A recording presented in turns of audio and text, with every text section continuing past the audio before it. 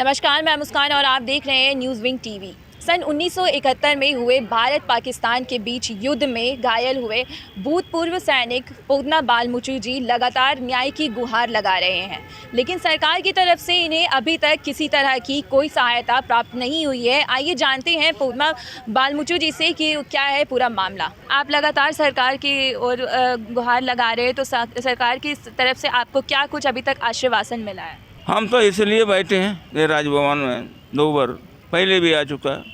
पहले भी सरकार को कागज दे दिया हेमंत सोरेन को, फिर भी काम नहीं हुआ। ज़मीन 5 एकड़ और पेंशन के पैसा के बारे में अब तक कुछ नहीं हो रहा है। 8 महीना हो गया, 8 महीने तक भी कोई काम नहीं हो रहा है। न बातें कर रहा है, न हमसे कोई पूछता है, न हमारा पास आ रहा है। क्या हो गया इसी बारे में हमने बार बार बोल रहे हैं कि आप जल्दी आइए मेरे पास, हम ये बातचीत ख़त्म कर देंगे, उसके बाद हम चले जाएंगे। अब देंगे या ना देंगे, हमारा पेंशन के बारे और ज़मीन के बारे आपने इतना क्यों सता रखे हैं कि आप करके थी का आधा दिया आधा नहीं दिया। कागज़ तो कहाँ है? ज़मीन तो नाप दी है, कागज़ कहाँ? कागज़ मिल नहीं रहा है। कागज़ मिलेगा तब ना मेरा अधिकार में ज़मीन आएगा हमारा हाथ में सेटलमेंट करके, वो भी नहीं हो पा रहा है। अभी देखिए, हम 1971 के युद्ध में अल्बर्ट का भी था, अल्बर्ट का गुजर गया, हमको भी गोली मारा, लेकिन जरूर कोई बात नहीं है, किसी तरह से मेरा ऑपरेशन करके जान बचा ली है। 1965 में हमला किया, उसमें भी मैं जीत किया। अभी देखिए, हमारा इस बांग्लादेश के पुरस्कार को हमको समेट कर दिया। क्या करेंगे? ये देश को आज़ाद करने वाले जवानों को इसे पुरस्कार, बांग्लादेश आज आज़ाद हो गया और आज़ाद का मना जा रहा है, इसलिए हमारा नेता दोनों ने हमको एक पुरस्कार हमको दे दिया, तो अच्छा हुआ, हम बहुत दिल खुश हो गया।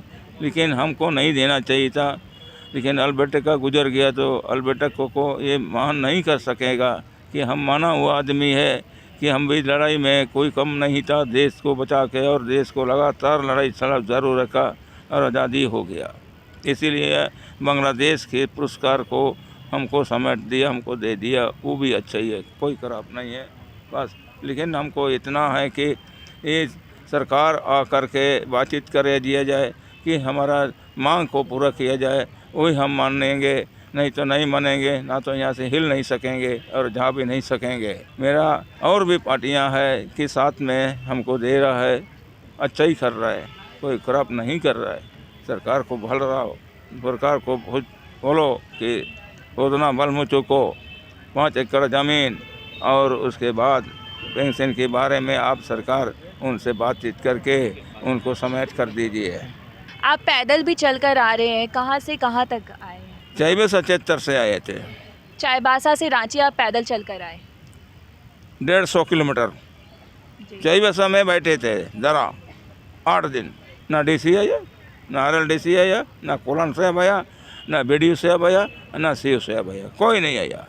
इसीलिए मैं वहाँ से उठकर फिर चले आया यहाँ, तो डायरेक्ट कर दिया उसने, हम डायरेक्ट मिल गया, उसमें ज़रा नहीं बैठे थे। ये बोला कि ठीक है बालमुचु आ गया तो आप लोग जल्दी आ जाइए, कि सोमवार का दिन हम लोग आया और उसको हाथ में दे दिया। देखिए कागज़ क्या कर दिया पता नहीं, या आग में जला दिया, या ना तो मूसा माटी काट के ख़त्म कर दिए। लेकिन कागज़ मरता है, कागज़ कभी नहीं मरता, आदमी मरता है। जी, अगर अब भी सरकार आपकी बात नहीं सुनती है तो इसके बाद आप क्या कुछ कदम उठाइएगा? बार बार बोल रहे हैं, बार बार नहीं आ रहा है, तो हम कदम तो उठाएंगे नहीं, अब यहाँ से चलेंगे भी नहीं, कल यहाँ पर घूमते रहेंगे, बस सोना है।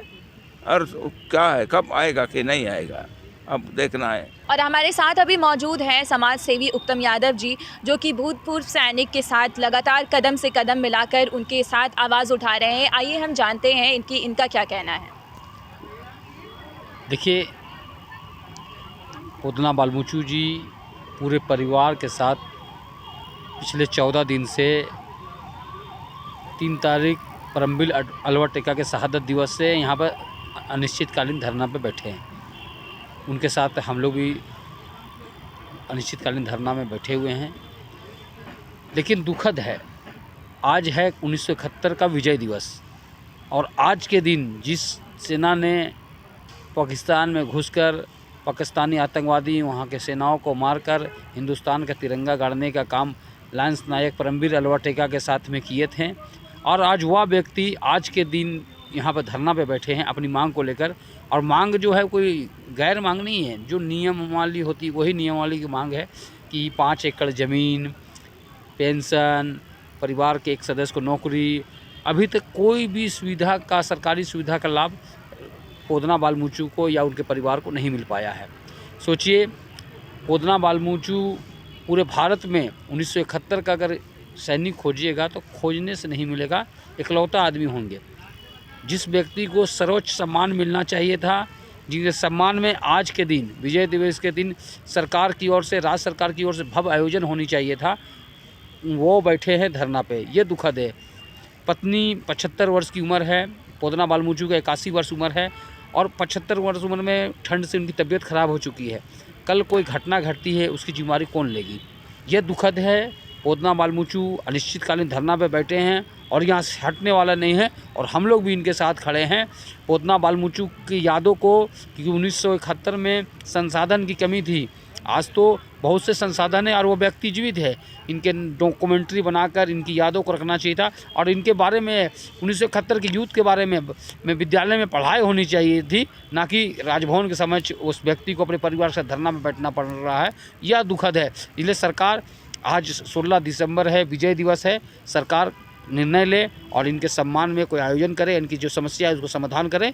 नहीं तो कल हम लोग यहाँ पर बैठक करेंगे और उसके बाद हम लोग एक बड़े आंदोलन की तैयारी करेंगे, क्योंकि पोदना बालमूचू का सम्मान से हम लोग खेलवाड़ होने नहीं देंगे। उनके लिए हम लोग जिस स्तर पर जाना होगा जाएंगे, पोदना बालमूचू को न्याय दिलाकर ही रहेंगे। तो जैसा कि आपने सुना, पूर्व भूत सैनिक सरहदों में रहकर अपना जिस तरीके से उन्होंने अपना वादा निभाया और मौत से भी लड़ गए, तो उनकी सरकार सहायता कब तक करती है, अब ये देखने वाली बात है।